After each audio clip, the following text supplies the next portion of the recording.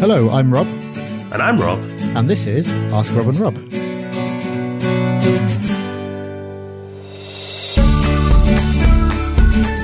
Hello everyone and welcome to Ask Rob and Rob. This is episode number 16 and this is a simple show.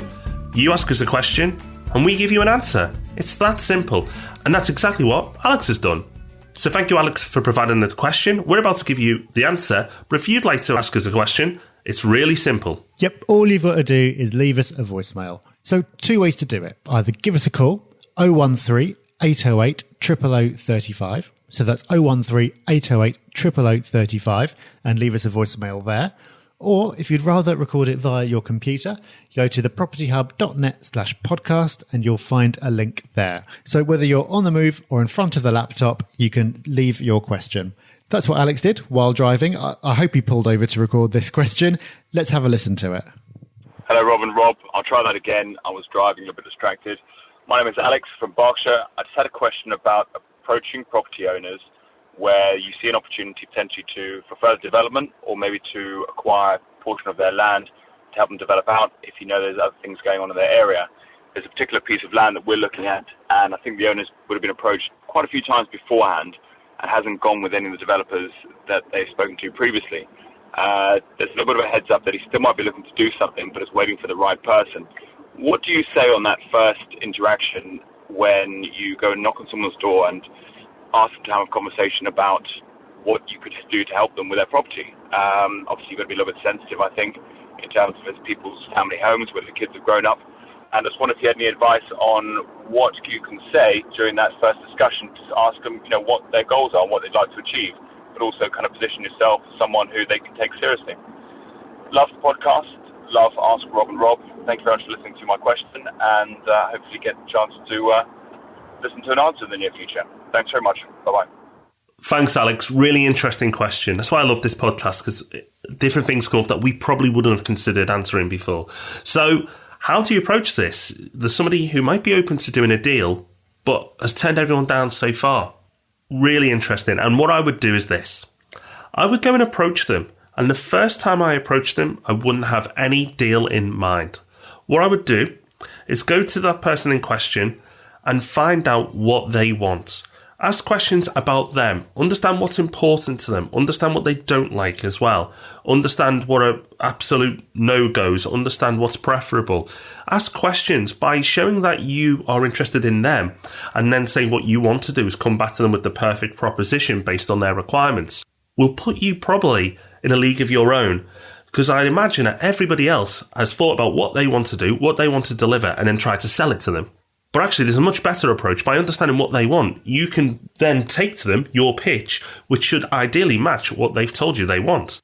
And also by throwing in that you've got experience and being able to demonstrate that you're a serious person with serious intentions as well. So build up credibility during that conversation. If you do the combination of those two things, I think when you go back with a second conversation and the pitch that you actually want to deliver, you should be in a very, very strong position.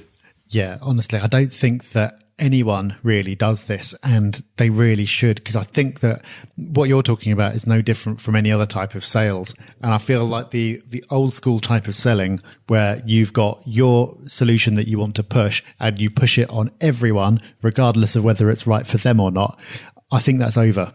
Obviously, it still works. You can still play a numbers game to some extent, but I think it's getting less effective all the time. And people are just sick of it. And I think people's defenses automatically go up when someone shows up and starts pitching something straight away, because they realize, how can this person possibly have my best interests at heart if they don't know what I'm interested in? They're clearly just putting forward the option that's best for them.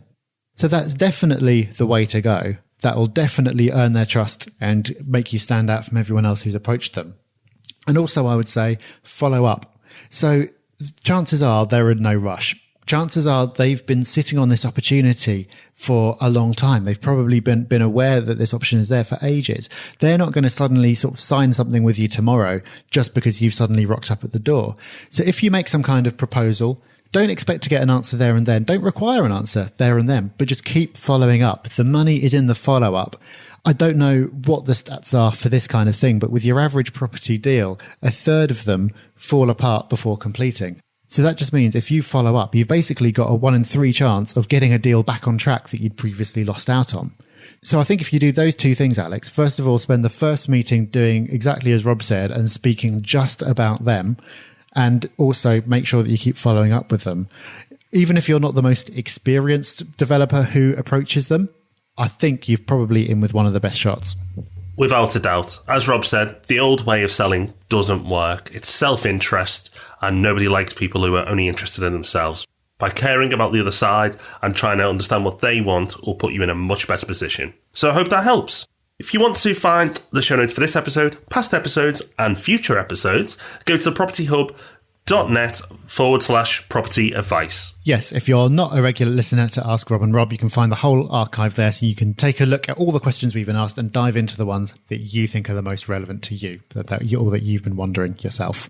If you are a regular listener, you'll know that at the end of Ask Rob and Rob, we like to tell you a little bit about the Property Hub Summit. This is an event that we do just 4 times a year, and where we sit down in a room all day with 16 people, and we basically have a massive mastermind session. So we spend all day hammering out a personal plan for each attendee to make sure that they've got clearly defined goals, they know what the best actions are to take towards those goals, and then to make sure that they actually achieve it, we then follow up 3 months later to make sure they're on track. We actually did this the other day with one of our past groups, and it was amazing to hear what progress people had made in just a few months. We really love doing them. It's absolutely one of the best things that we do. What's not to love about spending a whole day talking about property with some really smart, motivated people? I can't think of much. If you'd like to join us for one of those, we put them up quite a long way in advance. We don't do them that often. So before the next one gets booked up, make sure you get the information and decide if it's something that would be useful to you right now. To get hold of that, if you're on your phone right now, just text the word SUMMIT, that's SUMMIT, followed by a space, and your email address to 88802. So that's SUMMIT, a space, and then your email address to 88802. We will then email you some information about it and a link to book if you want to.